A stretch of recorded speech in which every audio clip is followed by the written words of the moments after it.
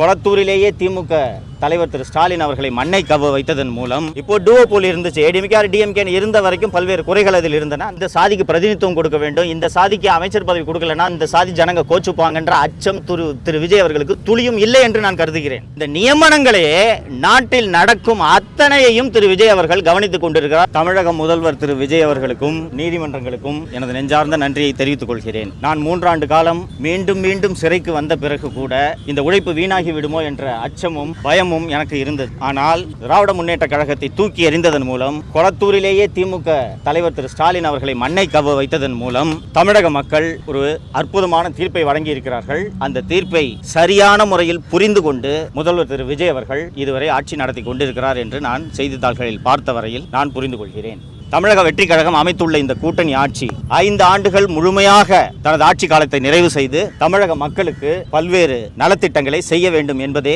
எனது விருப்பமாக முதல்வரிடம் இந்த நேரத்தில் தெரிவித்துக் கொள்ள விரும்புகிறேன். வழக்கமாக அட்வைசரி போர்டுக்கு போய் அப்பியர் ஆன பிறகு குண்டாஸா இந்த அட்வைசரி போர்டு ரத்து பண்ணாங்கன்னா அந்த ஆர்டர் பிரிசனர் ரீச் ஆகிறதுக்கு minimum it will take 8 to 10 days. என்னோட விஷயத்தில் திங்கட்கிழமை அட்வைசரி போர்டு முன்னாடி அப்பியர் ஆன வெட்னஸ்டே ஹோம் டிபார்ட்மெண்ட் என்னோட ஆக்ட் 14 டிடென்ஷனை ரத்து செய்து அரசாணையை சிறைக்கு அனுப்பியிருந்தது. அந்த அரசாணையை படித்த வகையில் முதல்வர் திரு விஜய் அவர்களே தலையிட்டு எவ்வளவு விரைவாக முடியுமோ அவ்வளவு விரைவாக குண்டர் சட்டத்தை ரத்து செய்யுங்கள் என்று உத்தரவிட்டதன் விரைவாகத்தான் நான் இவ்வளவு விரைவாக உங்கள் முன் பேசிக் கொண்டிருக்கிறேன். நாட்டில் என்ன நடக்கிறது என்பதை கடந்த 4 ஆண்டு காலமாக 5 ஆண்டு காலமாக அத்தனை பேரும் பார்த்து கொண்டிருந்ததனால்தான் கொளத்தூரில் மு.க. ஸ்டாலின் தோல்வியை தழுவினார். இதையெல்லாம் பார்த்ததனால்தான் திமுக ஆட்சி மீண்டும் வராது என்று அத்தனை எதிர்க்கட்சிகள் அத்தனையும் பிரச்சாரம் செய்தன. அதில் முதல்வர் திரு விஜய் அவர்கள் வெற்றி பெற்றிருக்கிறார். இந்த 3 ஆண்டுகளாக சவுக்கு மீடியா ஊழியர்கள் ஒவ்வொருவரும் சந்தித்த துன்பங்கள் என்ன, என் தாயார் ஏன் இப்படி அகால மரணம் அடைய வேண்டும் என்பதையெல்லாம் தாவே கவிஞரும் சரி முதல்வர் அவர்களும் சரி பார்த்து கொண்டுதான் இருந்திருப்பார். அருண் ஐபிஎஸ் மீது என்ன நடவடிக்கை எடுக்க வேண்டுமோ முதல்வர் நிச்சயம் எடுப்பார் என்ற நம்பிக்கை எனக்கு இருக்கிறது. யாரை வேணுமானாலும் சந்திக்கிறதுக்கு நான் எப்போதும் தயாராக இருக்கிறேன். முதல்வர் அழைப்பு விடுத்தால் சந்திக்க நான் தயாராக இருக்கிறேன். நிச்சயமாக திமுகவை போல ஒரு கொடூர மனது படைத்த ஒரு கட்சி எந்த காலத்திலும் இருக்க முடியாது. தமிழகத்தில் இதற்கு முன்பு எவ்வளவோ முதல்வர்கள் ஆண்டிருக்கிறார்கள். ஊடகங்களிடம் கெஞ்சுவார்கள், கேட்பார்கள் கொஞ்சம் கம்மியா திட்டுங்க என்று.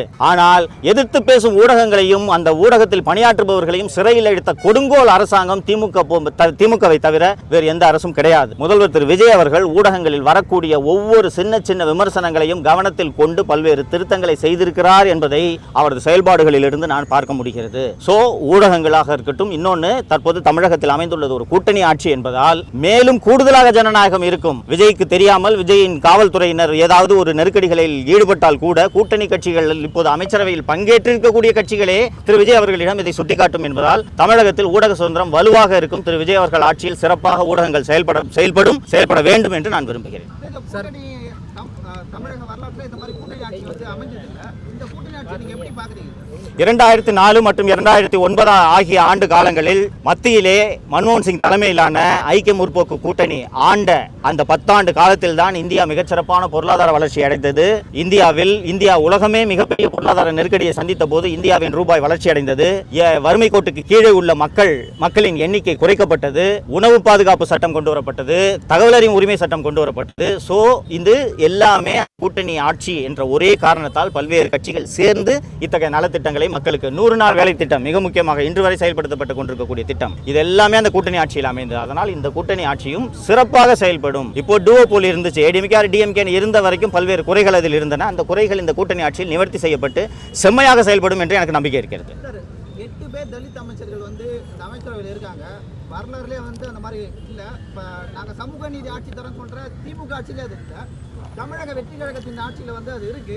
நீங்க எப்படி பாக்குறீங்க? தலித் அமைச்சர்கள் அமைச்சர்கள் தமிழக வெற்றி கழகம் பெற்ற வெற்றியானது பணம், சாதி, மதம், வயது இவற்றை எல்லாம் கடந்து தமிழக வெற்றி கழகம் வாக்குகளை வெற்றி பெற்றிருக்கிறது.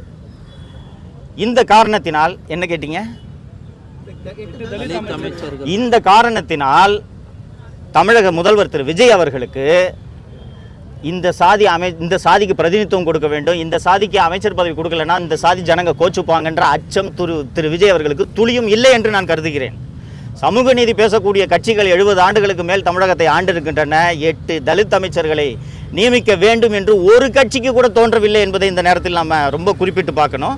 ஸோ கண்ணை மூடிட்டு யார் என்ன நினைச்சாலும் பரவாயில்ல, நான் 8 தலித்துகளை அமைச்சராக்குவேன் என்று விஜய் சொல்லக்கூடியதே சமூக நீதியில் அவர் தீவிரமாக கவனம் செலுத்துவார் என்ற நம்பிக்கையை ஏற்படுத்துகிறது. சார், முக ஸ்டாலின் அவர்கள் திமுகல அதிகாரிகள் சொல்றதா அந்த அரசாங்கம் கேக்குதுன்னு சொல்லிட்டு வந்தீங்க. அந்த அதிகாரிகளை தமிழக வெற்றி கழகத்தினர் இந்த அரசு வந்து மாற்றி இருக்கிறது. அதை எப்படி நம்ம எடுத்துக்கலாம்? அவங்க வந்து சொந்தமா யோசிச்சு முடிவு எடுக்கிறாங்க அப்படின்னு.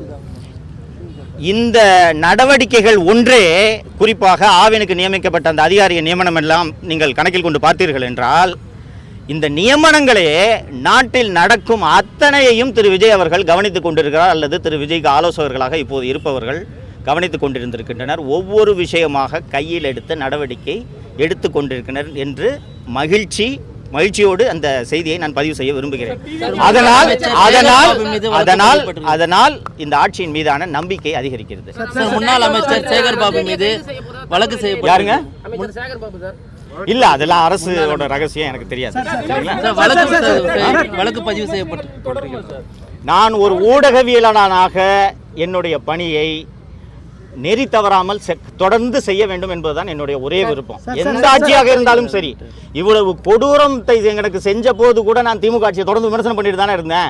அப்போ ஒரு பிளசண்டான அரசு இருக்கும்போது குறைகளை சுட்டி காட்டுறதுல என்ன தயக்கம் இருக்க போகுது எனக்கு? அதனால ஊடக சேர்ந்து நான் ஏற்கனவே சொன்ன கேள்வி பதில் சொன்ன மாதிரி ஸ்டாலின் அவர்கள் வந்துட்டு மீண்டும் நம்ம ஆட்சி தான் வரப்போகுது 5 மாசத்துக்குள்ள, எல்லாரும் வெயிட் பண்ணி பாருங்க அப்படின்னு சொல்லியிருக்காரு. அதை பத்தின உங்களோட கருத்து என்ன? இதே ஸ்டாலின் தானங்க 200 தொகுதிக்கு மேல ஜெயிப்போம்னு சொன்னாரு. வயசாயிடுச்சு. நன்றி.